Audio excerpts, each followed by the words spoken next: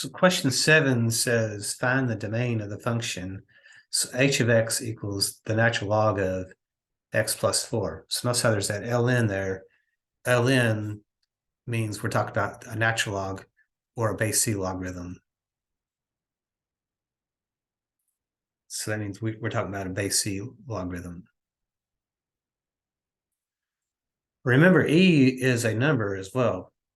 So remember on your calculator, you do have e on your calculator right over here. It's in blue. So if I hit second division symbol, if I hit enter, notice e is a number 2.718281828.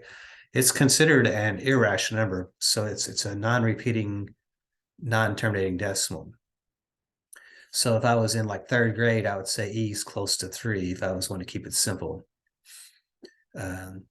But a lot of times in algebra, we usually carry it out 5 decimal places. We usually say 2.71828.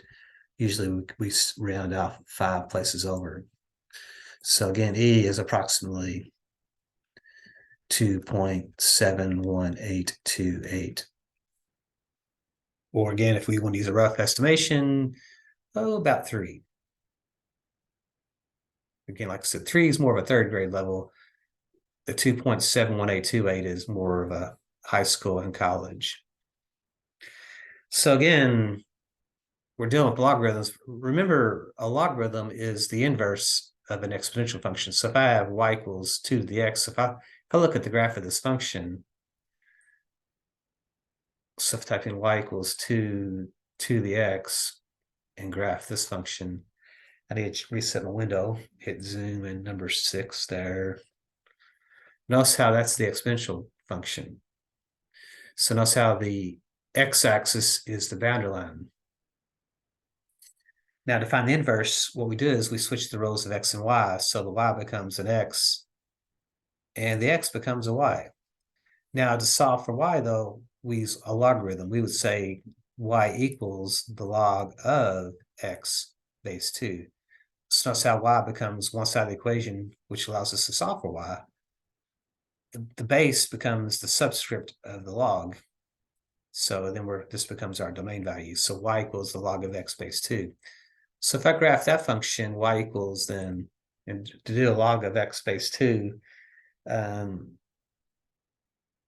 we have a special area under the math button. If I hit the math button there, I'm going to use up arrow. I think it's kind of closer to the bottom.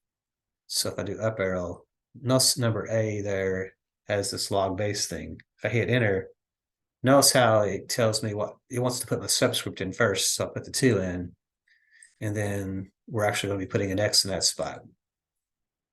So if I hit graph, notice how what we have then is the inverse function. And remember, if I graph y equals x as well, you're going to see the symmetry there, that these are inverse functions because they are symmetric to the line y equals x. But notice how we now have a domain restriction, because here we had a range restriction, but now notice how we can't go to the left of the y-axis. So what we pick up on is x has to be greater than 0. So the domain has to be greater than or equal to 0. So if I want to find the domain of the function, notice how what happens here is this x plus 4 has to be greater than 0. So if I solve for x, we'd have x is greater than a -4. So our domain is going to be to the right of -4. So if I look at that on a number line, we had to have -4. We have an open bound, and we have to be to the right of that. So if I'm using interval notation, we would say -4 is my left bound, but there's not a right bound. So if I wanted to go ahead and just graph that function just to kind of look at it, we can just clear these all off. You should also pick up on that this is going to be a shift to the left 4. So if I look at y equals and then do the ln of x plus 4, so that's the natural log. If I graph that, notice how the boundary line, the y-axis was the boundary line before. now the boundary line is actually the vertical line at x equals -4. So we have a vertical asymptote at that spot.